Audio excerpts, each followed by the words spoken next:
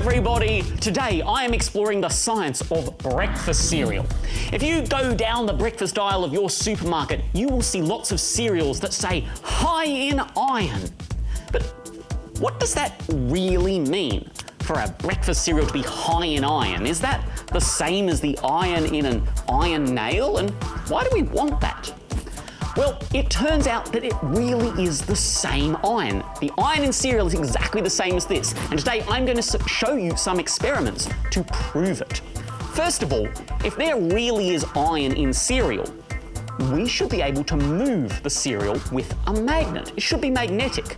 I'm going to float my cereal on a bowl of water to reduce friction, and I should be able to move my cereal along the surface using my magnet. Check this out. There's not much iron in it because it's not very magnetic, but it does respond. I can do better than this. I'm going to show you how you can actually see the iron in your cereal.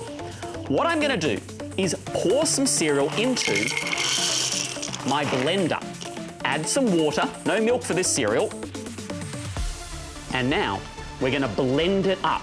Try and break all that iron out of the cereal. Here we go.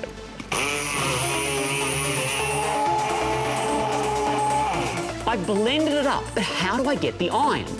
We can do the same thing they do at junkyards to extract iron from the waste. We can use magnets. Let's see how it goes. You see that big black dot there? That is the iron from the cereal. And look, it really does move. This is the iron that you are actually eating. And it looks exactly like iron filings, because that's what it is.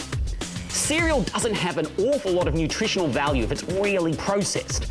So often we add extra things like iron filings to our cereal. And our body will absorb this iron and use it in our cells to carry oxygen around our body. Now there is some question of just how well our body absorbs iron like this. So the best thing you can do is eat a very balanced diet. Eat lots of different things. Now, if you want to see this experiment again or try it yourself, you can head to our website to watch this whole thing again, as well as lots of more hands-on experiments that you can try. I'm going to keep playing with my iron.